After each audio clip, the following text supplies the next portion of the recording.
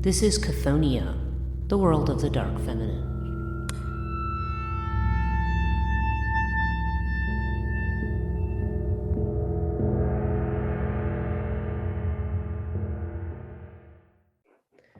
Okay, hello, and welcome to the first of my Chthonia Conversations series.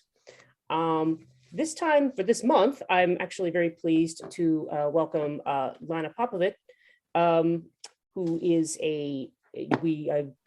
she's actually quite multi-talented individual. She has her own work. She has in which she is uses psycho-spiritual methods to integrate scientific and spiritual technologies with Eastern and Western wisdom traditions.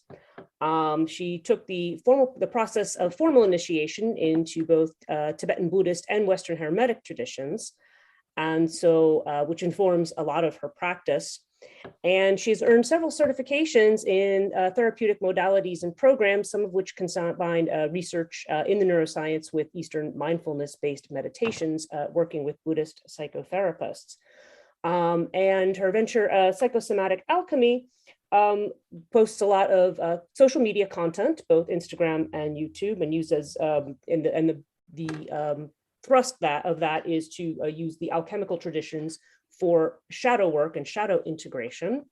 And part of that is content creation, and part of it is also coaching as well. So welcome, Lana. I'm glad to have you. Thank you so much for having me. It's an honor. Yes, and same here. So I think what I wanted to start with here is what we want to talk about today, the topic that we're focusing on is the Tibetan Buddhist practice of Chöd, which is it's a kind of a death meditation. It has to do with working or feeding demons.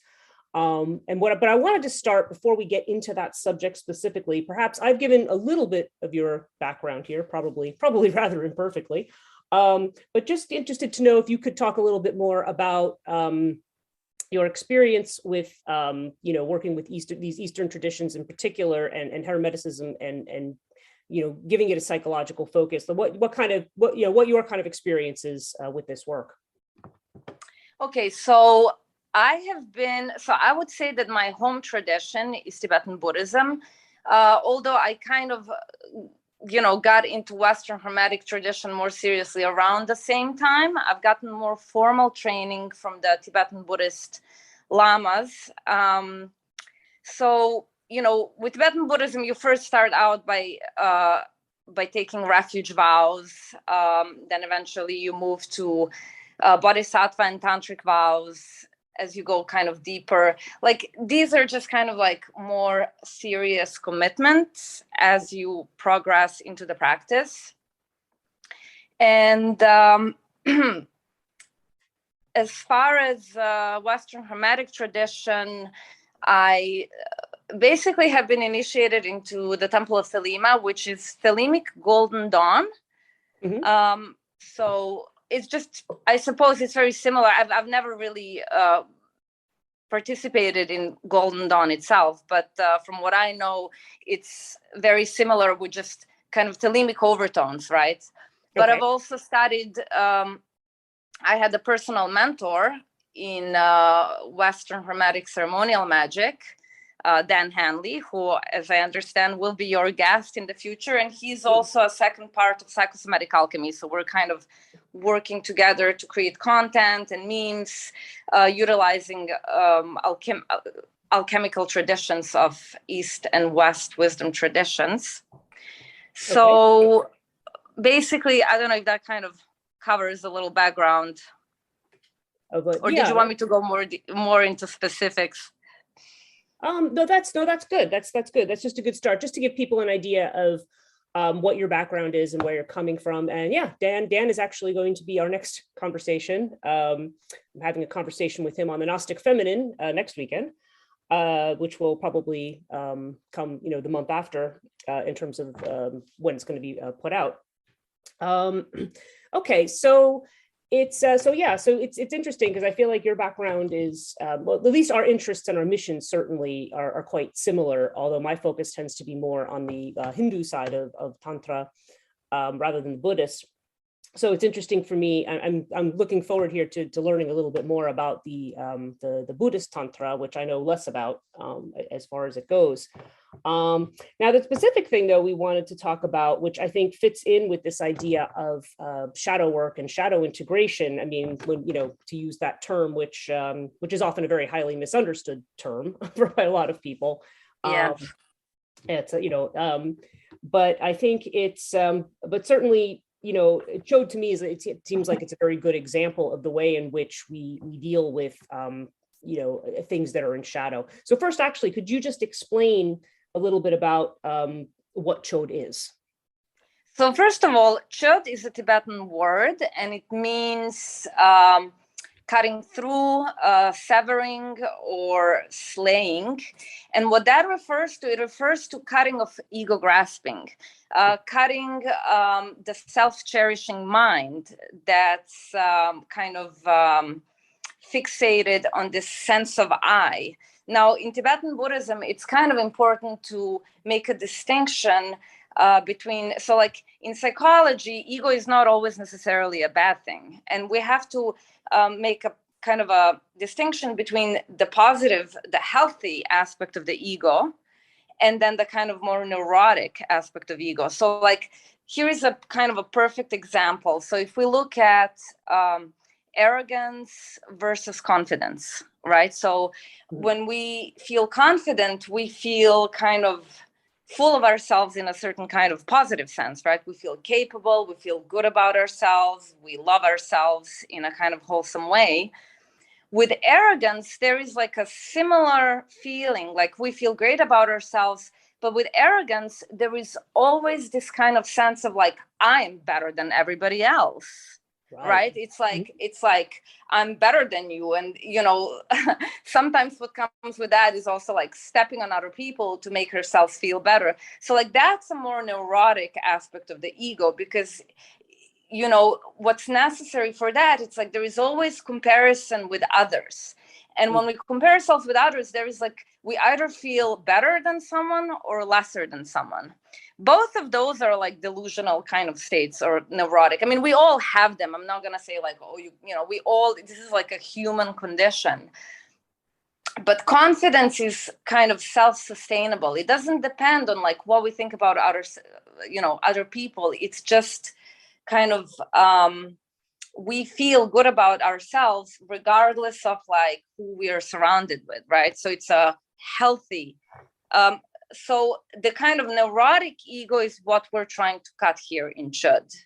Okay. And it's the neurotic sense of self, which is, according to Tibetans, it's actually an illusion that we have about how we exist in the world. I don't want to, it's going to get a little too heady to get too much into it right now, but okay. I just want to say that, they state that this kind of sense of self that we have as kind of being solid, it's an error in comprehension of like how our mind works. So basically, it's about cutting the ego grasping, which ultimately is what causes suffering and confusion and delusion, and it's what keeps us from being free. So Chöd is about getting to a place of total mental freedom and enlightenment. And it was created by a yogini whose name was Machig Labdron in 11th century. She was, and what's interesting about her, she was Tibetan and she was a female. So, back in the day, it was more typical for like male yogis to be kind of distinguished. So it was a very interesting kind of phenomenon that she manifested as a female. Mm-hmm. Okay. Yeah, and you were saying, you had mentioned to me at some point that you had learned this particular practice of Chöd from a woman who was supposed to be a reincarnation of this yogini? Yes, I was going to get into that more. Okay. So Lama Tsultrim Allione, I think it was in 2007, during a pilgrimage that she led to Tibet, because she was a nun, in her youth. Then I know at some point she disrobed, but she's been a practitioner of Tibetan Buddhist practice for a very long time. And when she led a group to Tibet for like a pilgrimage, she was recognized. She was actually in a location where Machi Labdron spent whatever last, I don't know how many years of her life. And there she met a couple of lamas who are part of that lineage, and they recognized her as being the emanation of Machi Labdron herself. Okay. So, and this is not just one lama, this is several different lamas who are like very high lamas. So it was kind of a big deal. And I got my initiation into Chöd practice from Lama Tsultrim. God, I don't really remember what year this was, but it was like at some point in the last decade. I don't know. But anyway, so, and she also, which I want to talk about this a little bit later when we get into more like psychological implication of doing this practice. Okay. Which, you know, she took Chöd practice, which I'll explain how it's kind of done. And because it's a little bit too intense for a lot of the Western minds, I suppose, she created another kind of practice called feeding your demons from that. That's more like kind of a psychological approach. It's kind of an exercise that you can go through to kind of make peace with aspects of yourself that are in some way problematic. So it could be illness, it could be something that you don't like about yourself, right? So anyway, we can go, you know, we can speak more about that later. Okay, that sounds good. Yeah, that's it's very interesting. And I was trying to think about this this particular practice in terms of its relationship to other practices. So I was thinking, you know, obviously, you know, I'm looking at a lot of things from the Hindu tantric perspective, and it was interesting because I had rediscovered a book that I had read a long time ago called Kali Zodia, and it's about a Kali sorcerer, shaman, priest of Kali, who was initiated in was somewhere in East India, and I think he's actually at the Kali temple in Laguna Beach. His name is Amarananda Bhairovan, although he's known as Shambhu in this book. But he was talking, I found myself as I was looking through this again and thinking about Chöd and about this idea of, well, first of all, he has a section here where he talks about when his friend, what is her name? I think her name was Shanya. She dies, and they take the body away, and they, and the way that they get rid of the body is, because there was a concern about the about bad spirits or bad energies somehow entering the body after death, which is a little bit different from this because this is being used more as a psychological practice. But I was thinking about that sort of as a this idea of breaking the connection to. His aunt says at one point to him, she says, when you love somebody, the love is when you really love somebody, then that is more of a selfless thing, but it's your attachment to the person, which is not the same as love, which can keep a person held here. And so she's trying to explain to him the difference between the two, and part of that does have to do with aspects that I know are certainly part of the Chöd meditation. Of course, in his case, something that he mentions doing quite literally. But anyway, yeah, it's just interesting to me that, and just the whole, and I found myself thinking about the Agori tradition of Shaivites who, while Agori is different because these are people who deal with trying to cut those kinds of attachments by, being in cremation grounds and, sometimes eating human flesh and doing things like that people find, pretty horrific. But there was a quote that they had mentioned here too, because he was talking about Agora, the Agora Rahasya, and there was the term making the river run back to its source. That this is actually the point of a lot of these liberation practices, is to make the river run back to its source. Which I was like, wow, I found myself just thinking a lot about that. But I don't know. I'm curious to know. Just kind of thinking in that vein, do you feel that something like that because you obviously, you know more about it and you have more experience with it. Do you feel like that kind of thinking is comparable to what we see with Chöd, or? Yes. Yes. Okay. Well, there is definitely a connection between Buddhist and Hindu Tantra. So first of all, I think it's important for us to kind of like talk a little bit about what Tantra is and what it isn't, because we live in day and age where people associate Tantra with sex. That's true. Yeah, that's a good activity. point. Yeah. Right. And that's like kind of considering Tantra, the practices revolving around Tantra, they are kind of the quickest path to enlightenment, right? But at the same time, it's a two-edged sword, because if the person doesn't have the right disposition, it's very easy to misunderstand the teachings and therefore to kind of get more stuck. Right. And this is why it is instrumental to have a fully qualified guru that will take one through the process, of tantric training and initiation. Now, let's see, where do we begin? So Tantra is alchemy, literally. So just like we have, in Western Hermetic tradition, we all know, well, people who are, into that sort of thing, we understand what alchemy is about. It's about, on one hand, transmuting lead into gold, or transmuting unrefined aspects of our nature into fully enlightened. So you're basically, and here we have this notion of like lotus growing out of mud. So lotus represents our enlightened potential. In Tibetan Buddhism, it's like a very kind of known symbol for enlightenment. So something as pure and pristine as an enlightened potential grows in like dirty, swampy, disgusting waters.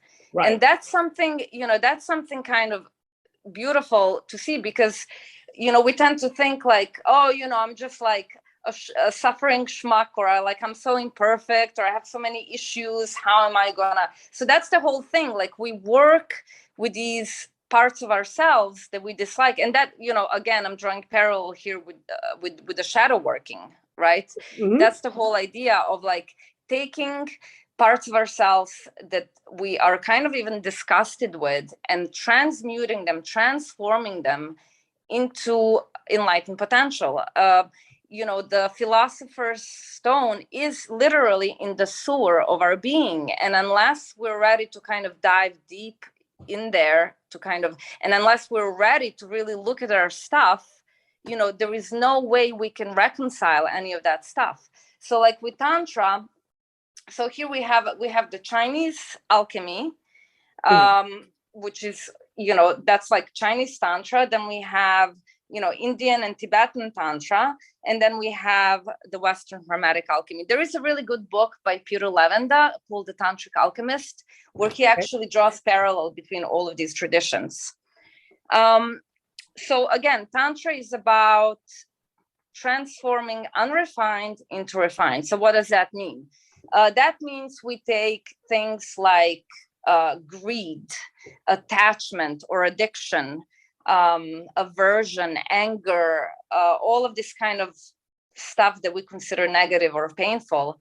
And, we use the energy of that, we strip it of its context, and what we're left with is just like pure energy, pure fuel.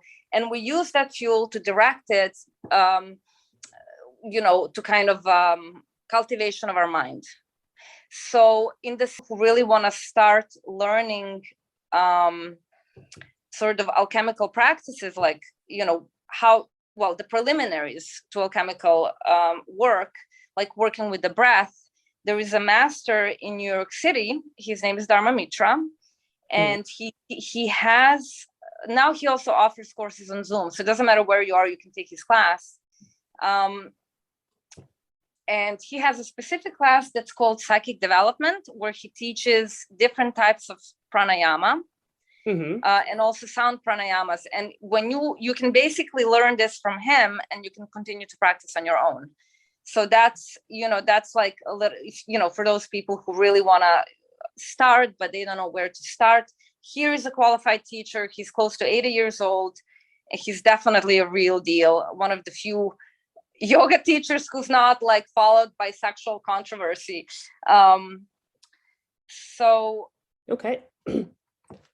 No, that's good. That's interesting. And yeah, there are a lot of people who listen to this who definitely are interested in learning more about these kinds of practices. You know, people from a variety of different backgrounds, at least the people who reach out to me. So it's good to know. It's good to have a name, and it's good to have somebody who is who's legit in that right. respect, you know. Oh, and also, so Chöd, I guess, should we take it back to Chöd? Because I wanted to talk about Tantra before talking about Chöd. The process. Yeah, no, it's important. I think it's good. Yeah, I mean, I have 3 podcasts on Tantra, more from the Sri Vidya kind of perspective that I did in the past. But it's good to reinforce what it is, and I think this is another way to talk about it that is that I think is helpful to really understanding. I mean, I like the connection to alchemy, because I feel like that really explains what it is. And because if a lot of people don't really know what it is at the outset, there could be a lot of confusion even about the things we're about to talk about. So I think that's good. Let's go back to Chöd, actually. So let's talk about the practice itself. So I'll let you talk about that. Sure. So in Chöd practice, basically what happens is so again, it's about ego grasping, right? It's about cutting ego grasping. So when we talk about ego grasping and kind of attachment, the thing that we're grasping to most is our physical body. So like when we look at our body, it's like we identify with our body. So what happens in Chöd is we basically we do the preliminary practices, but the point of the practice is you see yourself chopping your body parts and putting them into a skull cup. So in Tantric tradition, there are a lot of symbols that make us kind of think about impermanence, because when you think about impermanence, and you realize that like death is inevitable, it's definitely going to happen. I'm going to die, but I don't know when I'm going to die. When I die, all of these things that I'm accumulating and I'm so attached to, like material possessions, reputation, beautiful body, like all these things that we spend endless amount of energy throughout our life, we have to let go of those things, right? So of course, when that strikes, and if we're not ready, we're kind of in trouble, because if we're grasping to our body and we're dying, that becomes a very kind of intense suffering process, because we're ripped from those things we cherish most. So here in this practice, we're training our mind to kind of cut that attachment to the body. And, again, that's why they're using like the mala that's used for mantra recitation, usually consists of little skulls. Like the little beads are little skulls, right? And in Tantric Buddhism, like you will sometimes obtain implements that are actually made from dead bodies, or rather from the bones. So mala is often made from the bones. So like you're looking at so it's like on one hand, you're kind of aware what these symbols are, but on another hand, you're also speaking to your subconscious, because it's like you're seeing the skull. Your subconscious knows what the skull is, right? So, or kind of has a certain level of understanding of what's happening here. Right, association. So, and then there are basically, some common tools are like the skull cup. So there are yogis who will eat out of a skull cup, actual skull cup, from an actual dead body. They'll use that as their plate that they eat from, and their begging bowl. Then in Chöd, there is a trumpet, which I'm going to talk about how that trumpet is used. But that trumpet is made out of human thigh bone, the femur, and it's called kangling. And there is a part of the trumpet, of that bone, that you basically blow into it and it creates sound. But there is a part of it that's also covered with the skin of the testicle skin. What do you call that? Like the scrotum. Like, the scrotum, yeah. It's like pretty intense. It's pretty intense. That is and pretty intense, yeah. Yeah. And definitely. you can actually, it's possible to acquire those things. I know there are going to be a lot of people out there that be like, oh my God, that sounds cool, I want to get it. I recommend do not get it unless you are doing this practice. Right. No. Right. So basically you see yourself, you kind of chop yourself up into little pieces, and you offer yourself in the skull cup. And by offering certain mantras, you see the skull cup growing in size and kind of becoming huge, filling all of space. So that, and at that point, you blow into the kangling, the human femur flute. And with that sound, you invite all sentient beings. You invite Buddhas, Bodhisattvas, but you also invite ghosts and demons and all sorts of entities to come and feast on your flesh. Okay. And if you think about it, like visualizing this is really, really powerful, because, I kind of just like from the psychological perspective, in our lives, we're totally governed by the unconscious. And we can't, Jung specifies also, like, unconscious is not something we can control, right? But by doing this practice, for example, like, this is just how wise the Tibetans are. Like, this is incredible. And all the Tibetan tantric sadhanas, practices, rely heavily on visualizations. There's mantra recitations, visualizations, but it's like all of that, you're actually imprinting, because of course the language of the subconscious is images. So you're imprinting certain things into your subconscious, which will then kind of have an impact on your life, right? Like if I tell myself, oh, I want to tell my subconscious, to kind of stop grasping, that's not going to work. Right. You have to. So this is like a very skillful method. And basically, so how did this come about, this practice? I just want to like rewind a little bit. So Machiklap-John, when she was born, she was already born as a special being, because like in her previous incarnation, she was like an Indian prince. And so, like, not to get into all that stuff right now, but she was already kind of born as like a kind of endowed special being.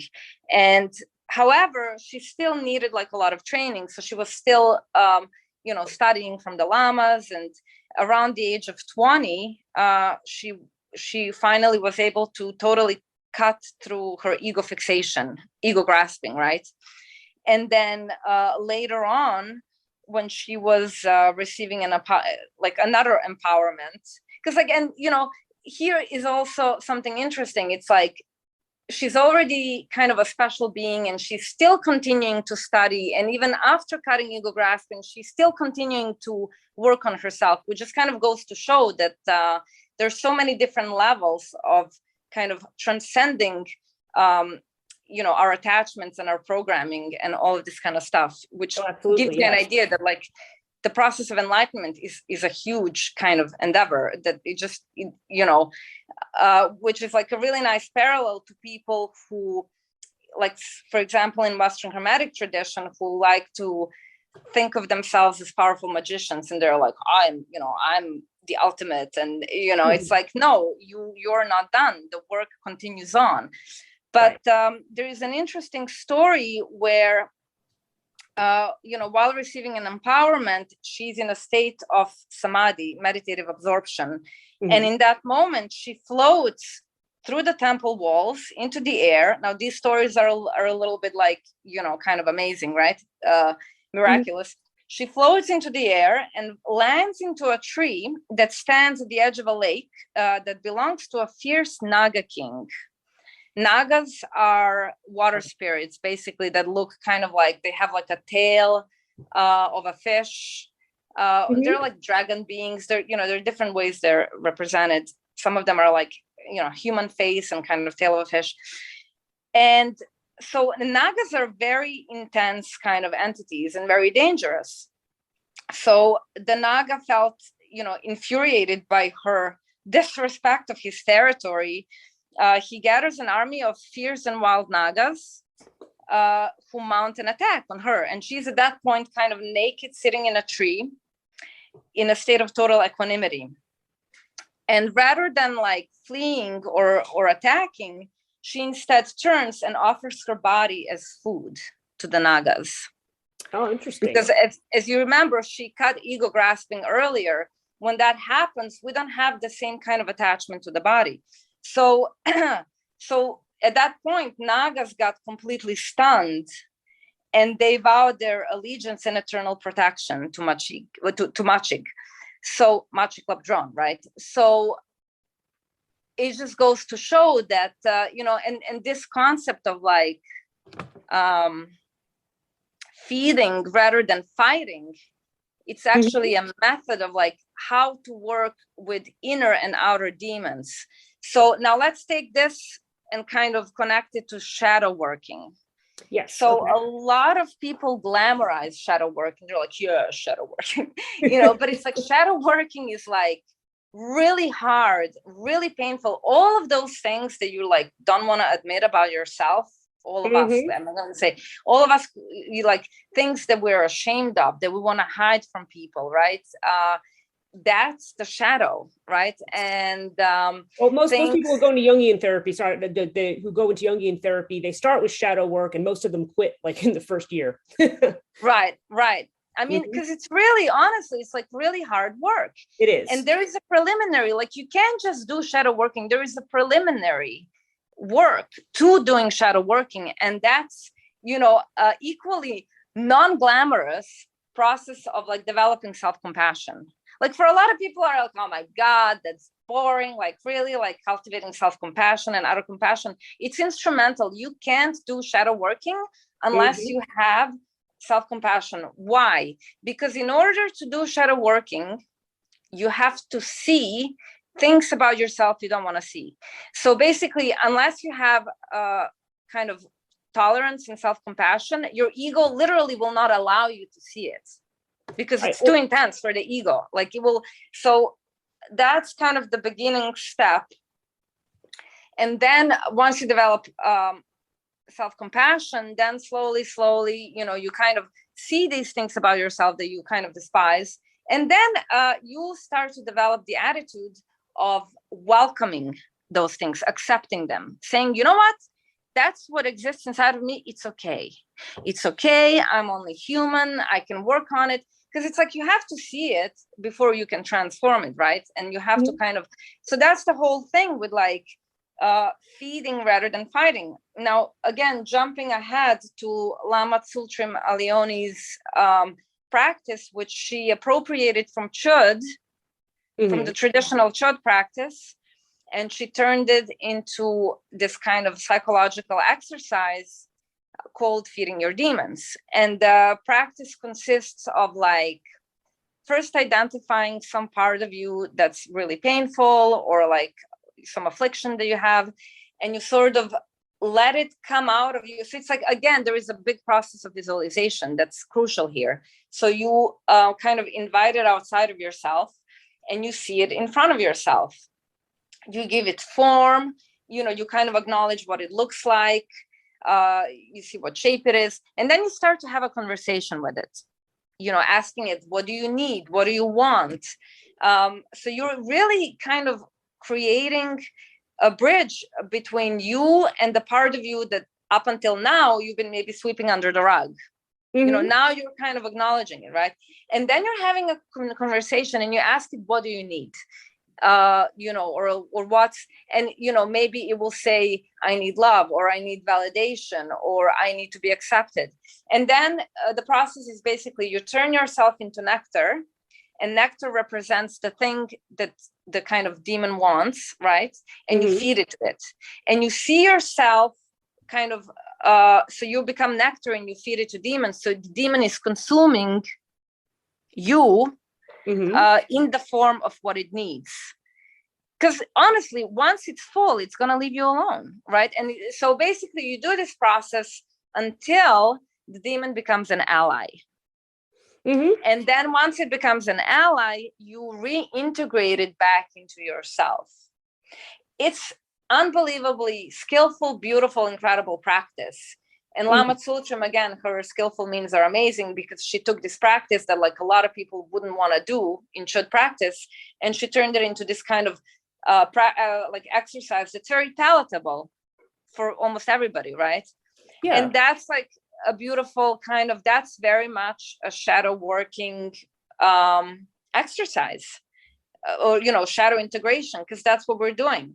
You know, shadow is like, yeah, I mean, I don't want to repeat myself now, but yeah, that's basically you're taking things about yourself you don't like, you make friends with them, and you kind of like help them become wholesome, right? And then you reintegrate them, you know. And that's, to me, like there is a concept of like divine darkness, right? Like, absolutely. I used to think of this thing that like shadow is the darkness that you turn to light, but I kind of changed my mind about that, because I feel like when we talk about duality, and, you know, going back to the map of Tree of Life, there is Kether, right? But then there is like Chokmah and Bina. There is definite like polarity. Right. And just because something is, you know, night, like day is not better than night. Right. You know what I mean? Day is day and night is night. So like, for example, with shadow, you know, when we talk about shadow, we can talk about the darkness of ignorance, because when you're sitting in the dark, you can't see. Right. Right. That's the association there. Right. Right. But here's another thing. It's like you can reconcile the darkness, just like you can reconcile the ego, just like you have unwholesome aspect of ego and wholesome aspect of ego. In the same way, there is unwholesome aspect of darkness and wholesome. So you basically make it wholesome, and then you can really enjoy your divine darkness. You know, there is like, you just kind of channel it in a healthy way, and it can be very useful. Oh yeah, and that's a good way to look at it too, because that is one of the things that I've always tried to stress with people is, you know, this is not a good versus evil dichotomy, which is certainly something that comes out of well, certainly in Western religion, we'll call it that very even though technically speaking monotheistic religion is not dualistic, there's still this judgment. There's a morality to it that we have ever since, probably at least since Greek philosophy, where there's just this idea about making judgments about, you know, what is good and what is not good, and what's to be avoided and what's to be. And so you end up creating this split, and, you know, which affects everything, and it affects our psychological associations with everything. And yeah, so there needs to be a way, you know, within that system, which I think so many of us are hardwired with, even if intellectually, it's what you had said before too, because intellectually you can sit here and you can say, oh, I have this trait of personality, like, you know, I'm stubborn about this, or I have that, or, you know, whatever it is, and say, I just want to get rid of it.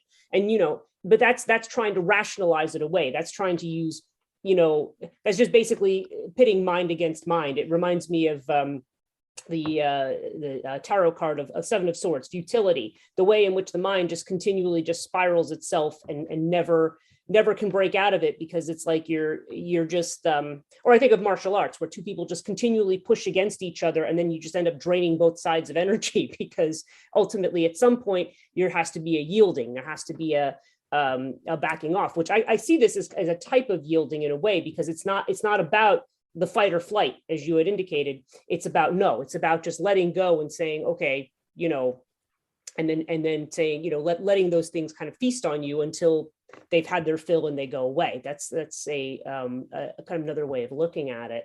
But that dualism is very, very strong. And I think I really like this in the sense that it's something that allows people to potentially, you know, it's like I said, it's an integration. Integration is what people need. It's not about exorcising the things that we don't like from ourselves. It's about, because then you're lopsided. Yeah. You know, you those things are in all these things, like they said with Tantra, everything is divine. Everything is here for a reason. And it's not that some things are good and some things are bad. Some things may be right or wrong according to discrimination in a particular situation. But there might be a course of action that's better than another one, but it's not that, we tend to be living in this good and evil battle zone. And this just sounds like a really interesting way to deal with that. So yeah, I just want to add something what you said a second ago, that there are certain things that are better. Like in Tibetan Buddhism, they distinguish between ultimate reality and conventional reality, right? So like ultimate reality is kind of like everything is already pure, right? That's like, but we don't really live yet in ultimate reality because we're not there. So we live in conventional reality where bad is still bad, good is still good, in a sense that, so here's the thing that's kind of really important to mention. So, when we talk about Tantra and how things exist, and this whole thing about like, well, if everything is pure, then like somebody doing something wrong, like that's pure too. No. So, so there are three sort of views. Trying to see how to portray this. Okay, so in conventional reality, treating people a certain way that's like not nice, right? That's considered bad, right? And it is bad because in conventional reality there is a difference.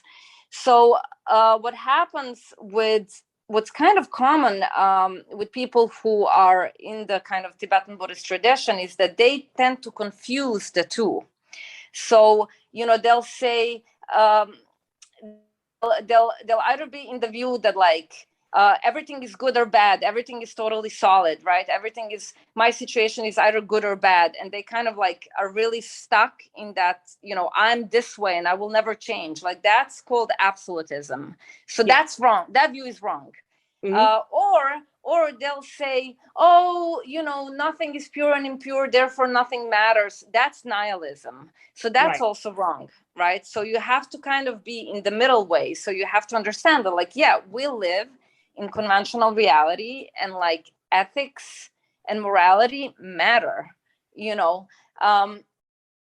So that's kind of, something to kind of keep in mind. And there was something else I was going to say, but well, that is also part of the essence of Tantra, though, too. In the way that I think about it is that Tantra is about, if we think about, say, more orthodox views of, say, maybe Buddhism or Hinduism, that, about certain practices, which again are very similar, about maybe aesthetic practices and things like that. I think with Tantra, the difference there is that it's about that kind of a thing. There may be, there's probably reality is something we don't even really know. We never really can conceive of. There's this perceived world that we conceive of and that we function in, and we function according to the rules of that, right? Right.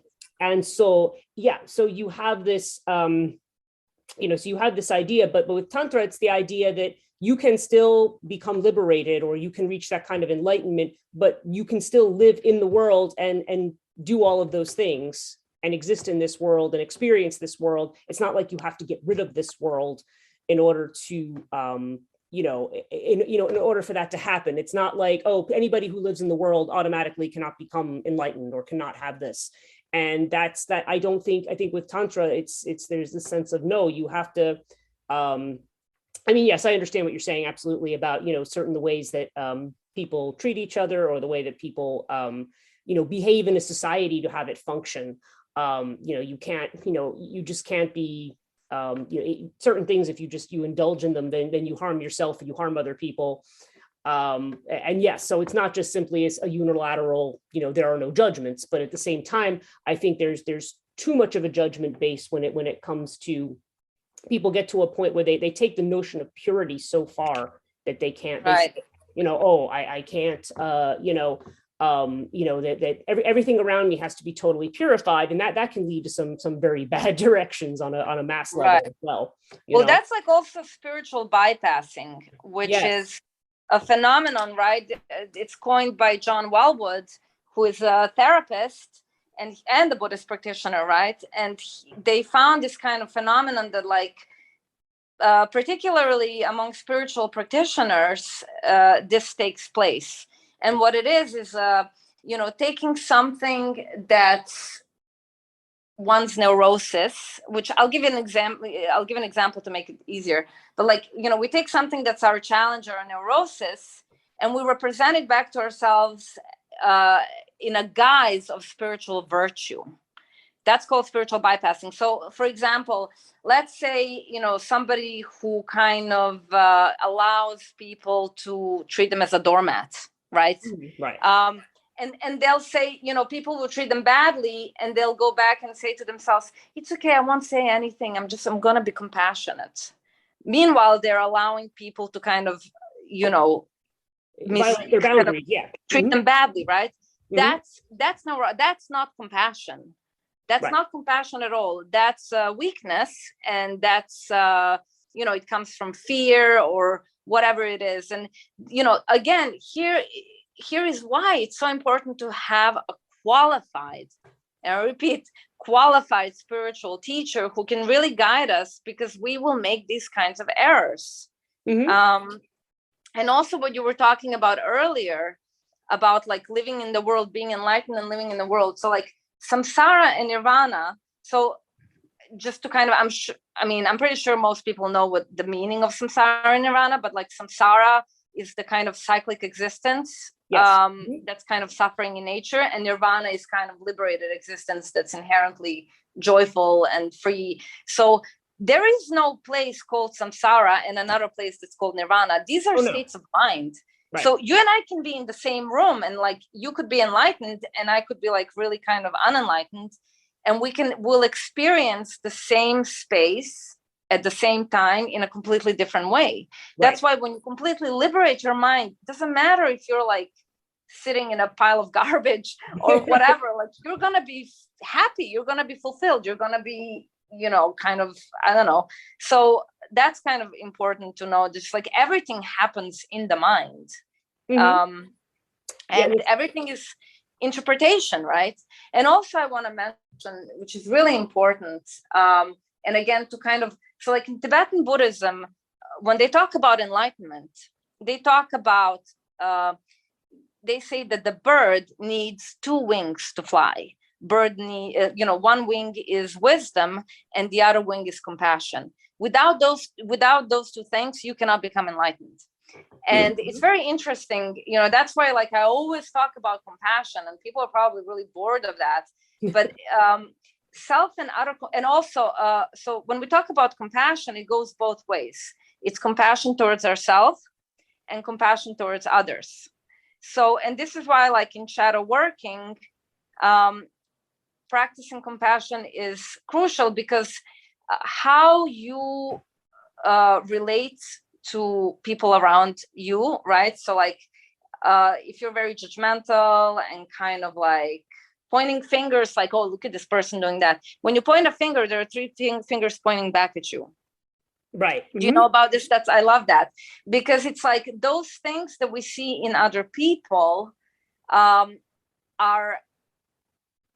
I would say 99% of the time, I'm not going to say 100% of the time, but 99.9% of the time are things that exist inside of ourselves that we don't accept. And therefore, when but we don't want to see them in ourselves. So when we see it outside of ourselves, it causes a great deal of aversion. And that aversion kind of translates in, hatred and anger at other people. So what basically happens with shadow working integration exercises is, that becomes kind of a red flag. When other people anger us, we're to look at what is it that person is doing and how it is that I'm doing the same thing. Yes. And sometimes it takes a lot of work to figure out how it is we're doing the same, but you will be surprised that you will find kind of, and often what we see is much more extreme than what we embody ourselves. But that's why there is a notion that other people are our mirror. Yes. What we see is always a reflection of what's inside of us. So if we get to a point of developing total capacity for love and compassion, the world around us will no longer irk us in the same kind of way. So like when we see, we're not going to feel aversion for our environment. We might feel compassion and we might feel kind of pain that there is suffering happening, but we're not going to have hatred. And actually in research in neuroscience, they have shown that our capacity to have compassion for others is reflected in our capacity to have compassion for ourselves. In other words, the more we cultivate kind of judgmental attitudes about ourselves, the more we cultivate judgmental attitudes about other people, the more those voices come back to haunt us during our dark hour, right? So that's like a really, and like the wisdom and compassion, the two wings, they're actually two sides of the same coin. Because, because the compassion, again, what I said earlier about spiritual bypassing, like sometimes we engage, we think like a lot of people think like, oh, compassion is weakness. It's not. The real compassion is not weakness. If you think compassion is weakness, then you don't have understanding of compassion. Real compassion, when they examined this monk and they had him arise feeling of empathy, which is what most of us think. When we think compassion, most of us think empathy. There are two different things, actually. Yes. They had a monk, Buddhist monk, kind of fixate in his mind on the sense of compassion and empathy. Two different parts of the brain light up. It's interesting. Because there are two different things. Compassion is necessarily brings up a proactive kind of impulse, meaning compassion is like seeing something, recognizing what the problem is, and proactively engaging to kind of assist and help change what we see, to empower other people. So anyway, I'm kind of going on a tangent here, but just wanted to bring that up. Just the importance. Yeah. Well, compassion is what it's come from a common and pathos. It's like, going along with somebody in their suffering. It's like going along with it. Yeah. Right. It's it's definitely a very active thing. And to your and also I'm sorry, go ahead. I'm sorry, just wanted to throw one more thing in, because before we move on, in research in neuroscience, they found that like people who are more compassionate, who embody self and other compassion, are less likely to suffer from kind of no, I'm sorry, hold on, rewind. People who are more altruistic and pro-social are less likely to kind of have depression and anxiety, versus like people who are more kind of cultivating selfish attitudes, who are more antagonistic towards other people. They're more likely to kind of be sort of unhappy, right?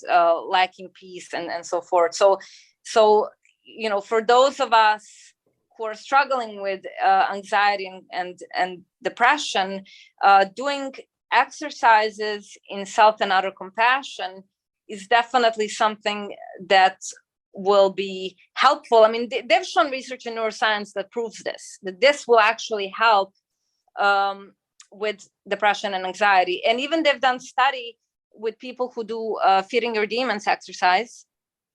And they found that people, versus the control group, people who did engage in that practice, they were able to kind of manage their depression, and they felt, more self-compassion and kind of felt happier after doing these practices. So there is definitely something to be said about, these wisdom traditions really having something to teach us, because now we can prove it through research in neuroscience.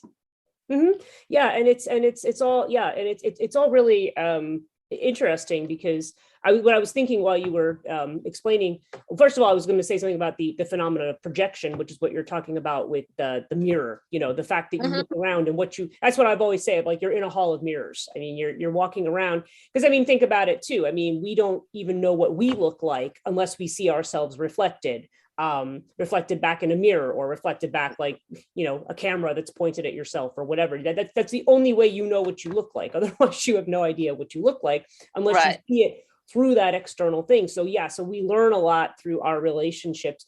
with others. And I've always felt like whatever really attracts you or really repels you tells you something about yourself. Right.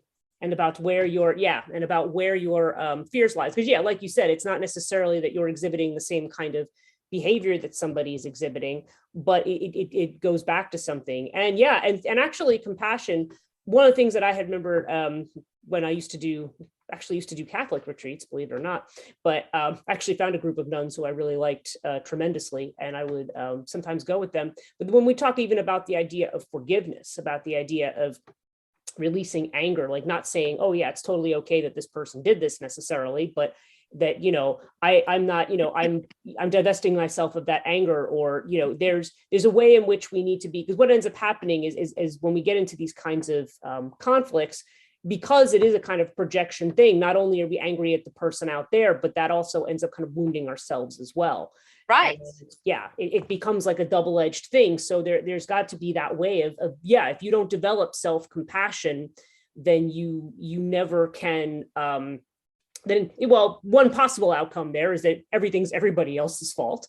But the other possible outcome is just that, and as a result, you may always feel miserable and distrustful and not wanting to engage in that way. And, it becomes alienating. Right. I mean, when we feel anger for somebody else, that's stress inside of our body. And we all know that like stress is like a culprit for a lot of diseases and like premature death. Yeah. So it's like, here's the thing, the Dalai Lama says, if you want to be selfish, be wisely selfish by being altruistic and compassionate, because it's in our own best interest to cultivate compassion. And here's the thing, like a lot of people will say, well, if somebody's a murderer, like how can I have compassion for a murderer? It's like having compassion doesn't mean you condone that behavior. It means that you have the wisdom to understand that this person, this person being a murderer, there are causes and conditions that came up that sort of created a murderer. And most of the time, people who are like sociopaths and whatnot, they come from really horrible kind of, childhood dynamics where like they were maybe abused themselves or whatever.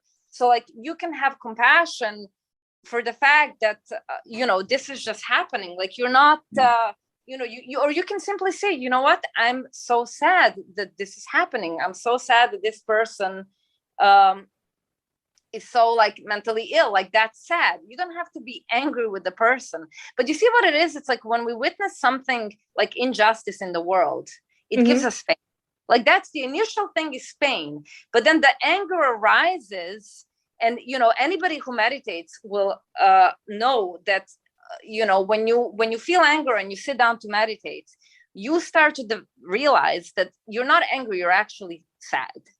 And anger is a defense mechanism because it's easier to feel angry than to feel pain. So anger is actually kind of a way for us to cope with the vulnerability and the pain a lot of the time, and the sadness. So that's kind of interesting. And it's like it's in our it comes to kind of our own benefits to know what is truly happening inside of ourselves. It's like ego projects certain kind of feelings to kind of protect us from ourselves, right? But it's like, again, half the time anger is not the real thing that we feel. It's just a protective mechanism. So like we want to go past our mechanism so we can deeply understand ourselves and what's going on, and then we can work with that. We can well, it's funny because I was also what was it when you're talking about the example of the murderer, I was thinking there's a book by James Gilligan called I think it's called Violence, but I remember reading it in graduate school, and that's really what it was about. It was about interviewing people who were in prison, who had done really, really horrific crimes, and then finding out like the one guy, I just remember one story of one guy who was, his mother continually burned him with cigarettes as a, put them out on his arm as a kid, like people who are just treated in certain ways that it ends up just shaping who they are, and as well as other circumstances. And when he gave a talk on this book, I remember a lot of people were just standing up and just getting so angry, saying, how could you allow for this and that? This person did this horrible thing. And, yeah, it's the same thing. It's to take that point of view is kind of missing the point of what he's saying. He's trying to say, look, everybody, because what happens is if you don't do that, then that's where you create these hierarchies. You say, I'm a morally superior human being because I don't do that, Right. Well, that's the whole thing, going back to the 3 wrong views. Absolutism, it's like this person is bad and he should be hated. That's absolutism. Or kind of like saying, it's like, if I have compassion for this person, that means I condone his behavior. That's kind of nihilism. It's like, no, those are wrong views. Like, you can disagree with somebody and still have understanding for their causes and conditions and so forth. So it's like, it's always the middle way. Like, it's just really, really tricky. Because again, I love Tibetan Buddhism because it goes to the heart of like how we think and how we interpret reality. Because it's like, we think that reality is out there and we just kind of come and behold it. It's like, no, we're constantly co-creating reality. Yes. Because we see something and we think that like what we see is what is. It's like, no, what we see is our filter. In other words, what we see is a reflection of our filter, right? Right. So, yeah.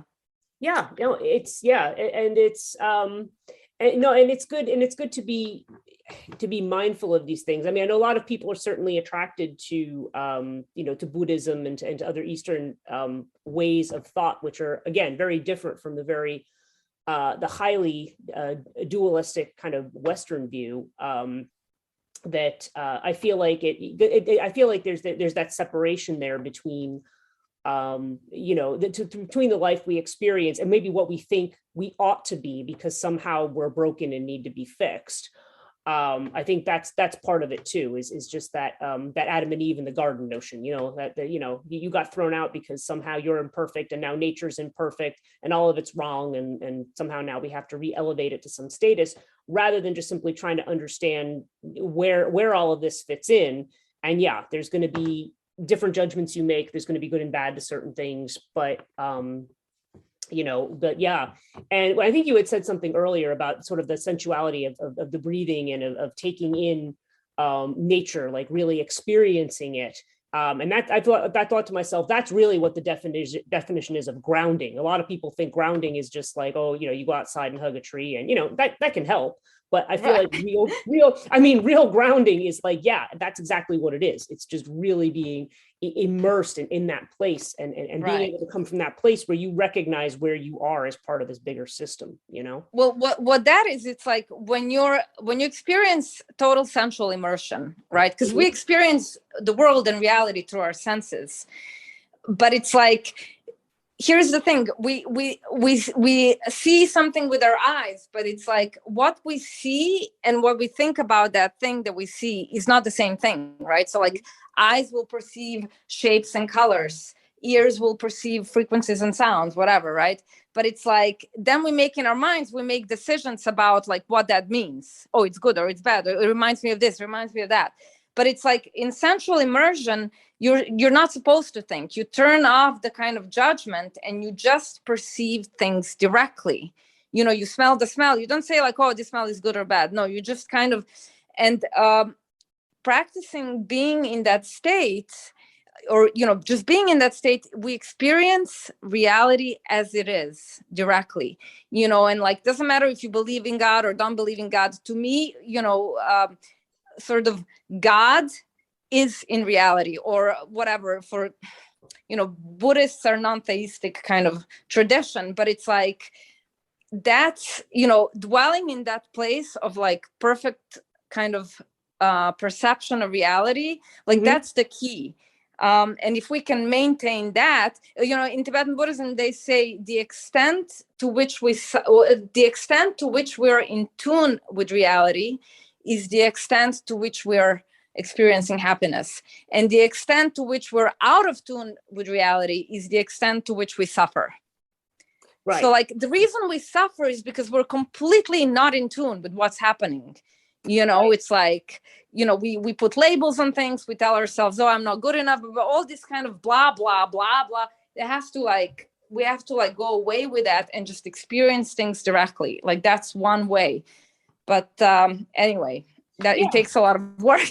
It does. Yeah. I know it's such a big subject, right? I mean, and and there's so many things, but I think it's always good to remind people because we kind of have these, I don't know if I want to use the phrase hardwired into us, but you and I had a conversation separate from this about the way in which our DNA can influence our behavior, and the way in which, what we inherit, in the way that, sometimes it's just so hard to break those things. So oh my God. Yeah. Well, what we're dealing with, I mean, the process of Tantra is deep programming. But when you see, we are programmed, like from the moment we're born, we're programmed to kind of like see things in a certain kind of way, like good, bad, like dualistic stuff, which is fine. Because again, conventional reality matters. That's the inside of dualism, right? Mm-hmm. Right. But it's like, what we're deprogramming is like not just what we accumulated, the notions and whatever the perceptions in this life. We're dealing with, like you said, stuff is imprinted in our DNA.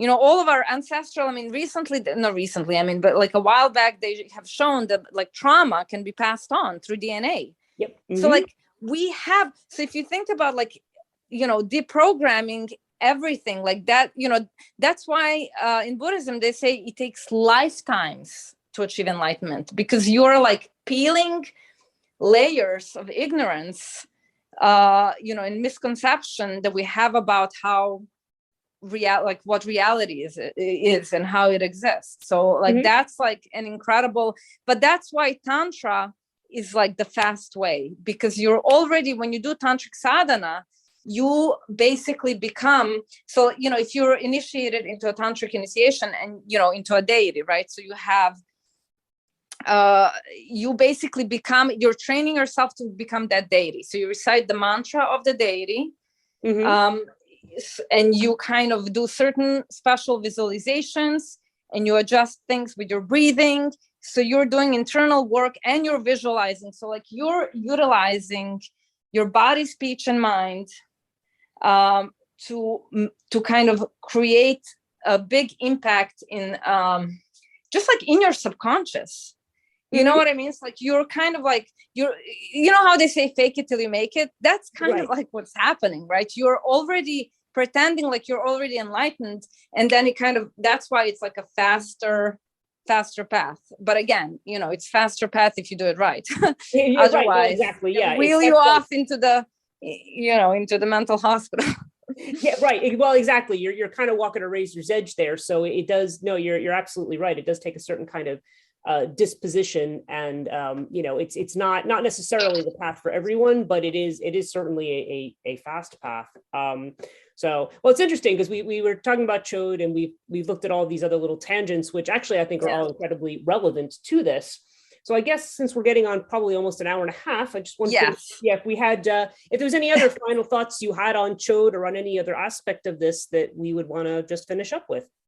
Well, there was like just two things. One, Lama Tsultrim Allione says, with one of my lamas, that when somebody says an unkind word to us and we feel hurt and angry, that's ego, right? And it's like when we remove that extra stuff that's being cut in Chöd, there is nothing can touch us in the same kind of way. There is nothing to attack, right?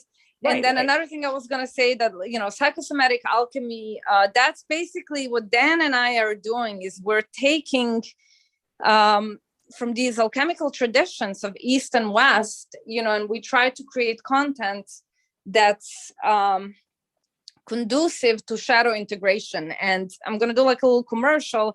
I'm working, it's taking longer than I wish, but I'm working on a shadow integration course it's going to have to be divided into like, 3 parts, like beginner, intermediate, advanced. But basically I'm taking all of these things that I've learned in like Tibetan Buddhism and psychology and, whatnot, and integrating it into the course so that there is like a systematic kind of step-by-step way to work on shadow integration. So hopefully that will come out in the very near future, and people will be able to sign up for that. Okay, no, that's great. And what we'll do is I'm going to put the link to Psychosomatic Alchemy. I will put it in the description for both the audio and for the YouTube version of the podcast, so people can check that out and stay informed, stay up to date about when that might be coming out, because that sounds like a great thing. Mm-hmm.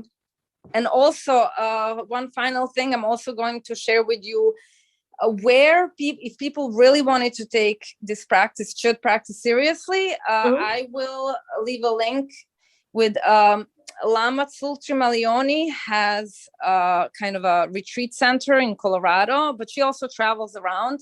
So it's possible to take initiation with her into Chöd practice, or doing Feeding Your Demons. You can do it online. Well, anyway, I'll leave the links with you so you can share with everybody. But there is a way to definitely step into the lineage if anybody's interested in doing that. I highly, again, recommend not to do any of these practices without initiation and because a lot of the instruction on how to do it properly is an oral tradition. So it will be given orally. This stuff is not, So anyway. So that's all. Great.